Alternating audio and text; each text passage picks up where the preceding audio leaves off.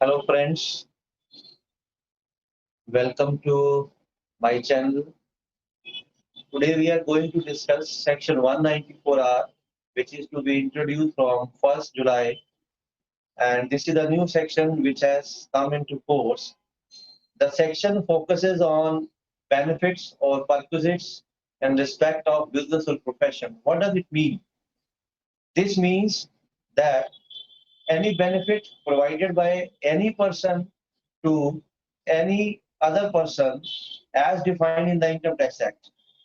यानी कि अगर एक कोई भी ऐसा any person which is defined in the income tax act, तो हमें इनकम टैक्स एक्ट में रेफर करना पड़ेगा कि पर्सन क्या होता है.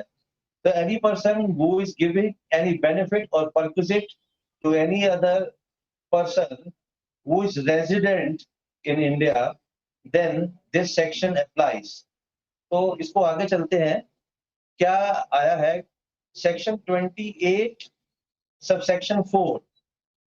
The value of any benefit or perquisite, whether convertible into money or not, arising from business or exercise of profession, is to be charged as business income in the hands of the recipient of such benefit or perquisite. इसका क्या मतलब हुआ? अगर कोई भी benefit और perquisite एक any person जो दूसरे आदमी को देता है, कोई भी benefit और perquisite जिसकी की कोई वैल्यू है, उस वैल्यू के ऊपर अब टैक्स देना पड़ेगा. इसको हम ऐसे एग्जांपल लेते हैं, जैसे कि मैं सपोज कीजिए चार्टर्ड अकाउंटेंट हूँ, मेरे को कोई भी आकर के कोई बेनिफिट देता है in the form of books, कोई पब्लिशर आता है बुक देता है, कोई और ऑनलाइन सब्सक्रिप्शन देता है जिससे कि मुझे बेनिफिट होगा. तो उस केस में क्या होता था, ना तो मैं अपनी इनकम को दिखाता था उसमें कि मुझे कोई बुक्स मिली है या कोई और परक्विजिट मिला है, कोई सॉफ्टवेयर मिला है. तो और जो एक्सपेंस क्लेम करता था, जो मुझे दे रहा है, the person who is giving that benefit, उसको उसका एक्सपेंस मिल जाता था. दैट मींस वो जो इनकम थी वो टैक्स ब्रैकेट से बाहर जा रही थी. तो what the government has tried to do कि कोई भी एक बेनिफिट दूसरे पर्सन को जो इंडिया में रेजिडेंट है उसको अगर मिल रहा है, तो उसके ऊपर आपको अब टैक्स लगेगा. अगर जो देने वाला है वो एक्सपेंस बुक कर रहा है तो उसको टीडीएस काटना है. जब मेरा टीडीएस कट जाएगा तो मेरे 26 ईयर्स यानी कि मेरे इनकम टैक्स अकाउंट के अंदर वो इनकम शो होगी. तो उस इनकम के ऊपर मेरे को टैक्स देना पड़ेगा. तो यानी कि एक एक्सपेंस जो कि पहले टैक्स नहीं होता था, अब वो टैक्स हो जाएगा. बट इसके अंदर कई आगे इश्यूज आने वाले हैं, वो बाद में डिस्कस करेंगे. हम इसको स्टेप बाय स्टेप इसकी एप्लीकेबिलिटी दोबारा से डिटेल में देखते हैं. पेयर कौन देने वाला? एनी पर्सन जो person section 2 of the income tax act में डिफाइंड है, कोई भी देता है अगर, और वो उस एक्सपेंस को अपने यहाँ पे अपने प्रॉफिट एंड लॉस अकाउंट में एक्सपेंस बुक करेगा, तो उसके ऊपर उसको 10% टीडीएस काटना पड़ेगा. रिसिपिएंट कौन है? रेजिडेंट है. ऑल्दो यहाँ पे रेजिडेंट वर्ड किया है, हम खाली रेजिडेंट एंगल से सोच रहे हैं, हम आगे जाके डिस्कस करेंगे. इसका इम्पैक्ट इवन तब भी आएगा कि जब कोई इंडियन पेयर नॉन रेजिडेंट को बेनिफिट देगा तो उस पर क्या इम्पैक्ट आएगा, हम ये बाद में बात करेंगे. नेचर ऑफ ट्रांजेक्शन क्या होती है? बेनिफिट और परक्विजिट अराइजिंग फ्रॉम बिजनेस और प्रोफेशन ऑफ सच रेजिडेंट, यानी कि कोई भी बेनिफिट या परक्विजिट जो कि रेसिपिएंट है उसके बिजनेस और प्रोफेशन से रिलेटेड होना चाहिए. मोड ऑफ पेमेंट चाहे कैश में चाहे काइंड में हो. टीडीएस कब डिडक्ट होगा? इस बेनिफिट को या परक्विजिट को देने से पहले ही टैक्स आपको काटना है.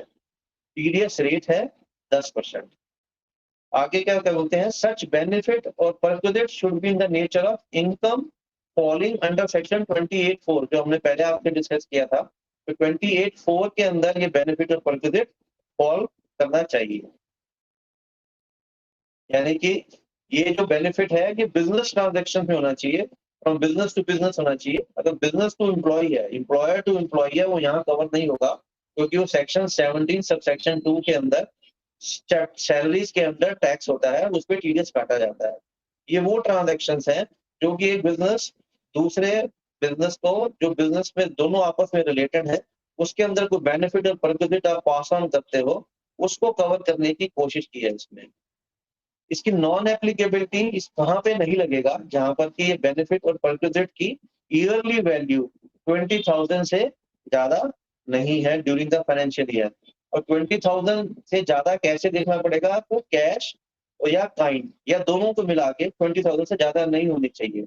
और सेकंड ऑप्शन ये देते हैं कि कहाँ पर नहीं लगेगा, व्हेन डिडक्टर, डिडक्टर मतलब जो कि बेनिफिट दे रहा है वो इंडिविजुअल है या एचयूएफ है, एंगेज इन बिजनेस जिसकी टर्नओवर 1 करोड़ से कम है, और प्रोफेशन यानी कि doctor, chartered accountant, advocate, architect profession जो कि सेक्शन 44 AB में डिफाइंड है, उस केस में अगर 50 लाख से नीचे टर्नओवर है पिछले साल में, यानी कि इन दोनों पे जब ये टैक्स ऑडिट की लिमिट्स है, अगर इससे नीचे है तो आपको कोई भी इस पे डिडक्शन नहीं करनी है। अगर आप इस लिमिट से क्रॉस कर जाते हो टर्नओवर में तो ही आपको काटना है। यानी कि अगर किसी की 99 लाख रुपीस बिजनेस से टर्नओवर है पिछले साल में तो उसको इस साल नहीं काटना है। इमीडिएटली प्रीसीडिंग फाइनेंशियल ईयर, यानी कि अगर फाइनेंशियल ईयर 21-22 है उसके अंदर अगर उसके टर्नओवर 1 करोड़ से ज्यादा है या 1 करोड़ है, 1 करोड़ है तो उसको अगले साल से ये एप्लीकेबल होगा। अगर पिछले साल 1 करोड़ से 1 रुपया भी कम है तो अगले साल उसको इस पे कंप्लायंस नहीं करनी है, फिर उसको अगले साल में जाकर पिछले साल की टर्नओवर को देखना पड़ेगा। और मैंने आपको ये पहले ऑलरेडी बताया था कि अगर कोई परक्विजिट, एक एम्प्लॉयर दूसरे अपने एम्प्लॉय को कोई बेनिफिट या परक्विजिट देता है वो सेक्शन 192 के अंदर उस पर टैक्स करता है। ये बहुत पहले से सिस्टम है, तो इस ये वाला सेक्शन यहाँ पर इसकी एप्लीकेबिलिटी यहाँ पर नहीं होगी। आगे चलते हैं, एग्जाम्पल से बताने की कोशिश की है। मिस्टर अजय एक बिजनेसमैन है, engage in the trading of garments. He approaches wholesale supplier Mr. Pankaj for procurement of garments for his business. Mr. Ajay requests Mr. Pankaj for giving a discount in his purchases. But instead of giving a discount, Mr. Pankaj sponsors the 5-star hotel accommodation and conveyance of Mr. Ajay and also gift him an Apple iPhone in order to develop friendly business relations. तो पहले इस case पे कभी भी कोई tax नहीं लगता था, ये एस्केप हो जाता था, बेनिफिट पास ऑन हो जाता था, तो इसको ही टैक्स करने की कोशिश की है। तो mister Ajay makes the procurements of garments from mister Pankaj at the regular price but simultaneously enjoys the perks of 5-star hotel accommodation, conveyance and the Apple iPhone. इस केस में such benefit or perquisite like free accommodation, conveyance and gifted Apple iPhone in our example are amenable to be considered as benefits or perquisites which have been provided by Mr. Pankaj to Mr. Ajay in lieu of the discount. So such benefits or perquisites are nexus with the wholesale business. तो इसमें बिल्कुल आपको समझ आ गया होगा कि benefits और perquisite जो कि पहले हम गिफ्ट के तौर पे देते थे या स्कीम के तौर पे देते थे, ये बहुत चलता है डिस्ट्रीब्यूशन कंपनीज के अंदर, फार्मा कंपनीज के अंदर, जिसमें कि बेनिफिट पास ऑन किया जाता था होलसेलर्स को, डॉक्टर्स को। तो उस केस में इस पे टीडीएस नहीं कटता था। अब इस पे टीडीएस कटने से ये सारी इनकम रिसिपिएंट के हाथ में रिफ्लेक्ट हो जाएंगी और उनको अपनी रिटर्न के अंदर इस पे टैक्स देना पड़ेगा। The new section 194 now makes it mandatory for Mr. Pankaj to deduct TDS, ये हमने बात कर ली है, बट इसके अंदर वैल्यू 20,000 से नीचे होनी चाहिए। और जो आपको एग्जाम्पशन पहले बताई है इंडिविजुअल एचयूएफ के केस में, वो लिमिट से नीचे अगर आपकी टर्नओवर है पिछले साल में तो आप पे एप्लीकेबिलिटी नहीं होगी। अब इसमें कई इश्यूज और चैलेंजेस हैं, प्रैक्टिकल इश्यूज भी हैं, चैलेंजेस भी हैं, जिसको हम एक बार एक ही करके कोशिश करते हैं। कहते हैं कि जब कोई आप in a case where car is sold on discount, अगर कार डिस्काउंट पे दी जाती है तो क्या उस पे एप्लीकेबल होगा? डिपेंड्स करता है। अगर आपने उस डिस्काउंट की वैल्यू को सेल में से लेस कर दिया है, 100 रुपए की चीज अगर आपने 10% डिस्काउंट पे 90 रुपीज पे बायर को दी है तो बेची भी 90 पे, खरीदी भी 90 पे, तो इसकी एप्लीकेबिलिटी नहीं है। हाँ, अगर आप 100 रुपए की चीज को डिस्काउंट 10 देना चाहते हैं बट इनवॉइस में नहीं दिया वो डिस्काउंट, बट 10 रुपए आप किसी और गिफ्ट के तौर पे उसको दे रहे हैं बायर को, तो उस तब 10 रुपए पे आपको टीडीएस काटना है।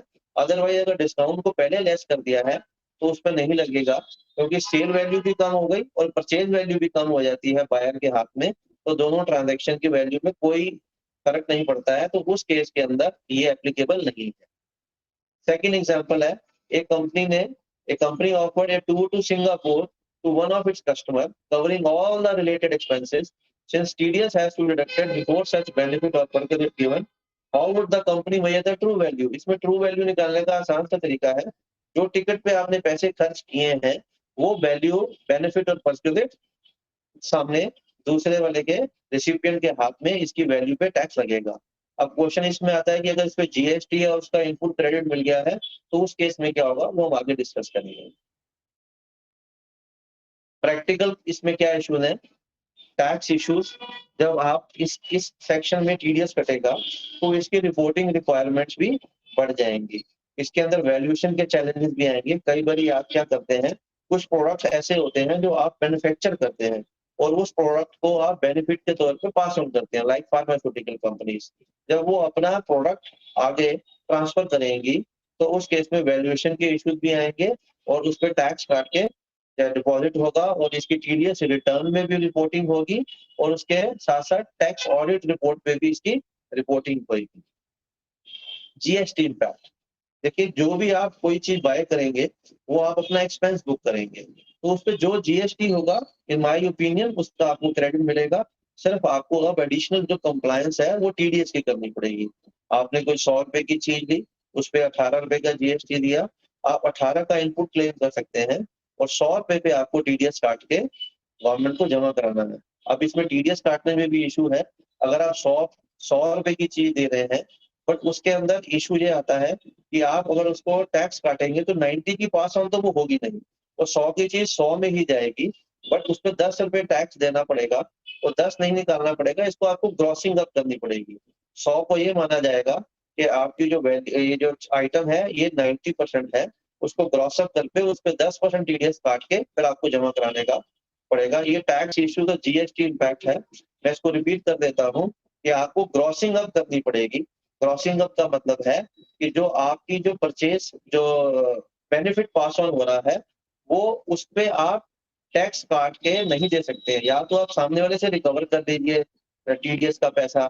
अगर आप रिसिपिएंट से रिकवर नहीं कर सकते हैं तो उसका जो टीडीएस की कॉस्ट है उसको ग्रॉसिंग अप करके आपको डिपॉजिट करना पड़ेगा।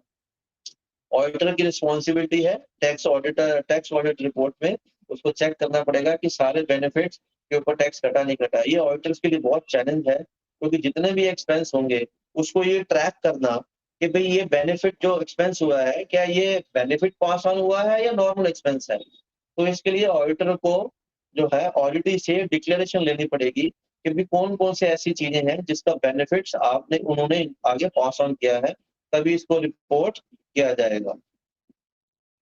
ये इसमें पेन एरियाज हैं, जैसे कि आपका जीएसटी इम्पैक्ट है, जैसे कि आपका वैल्यूएशन का इम्पैक्ट है।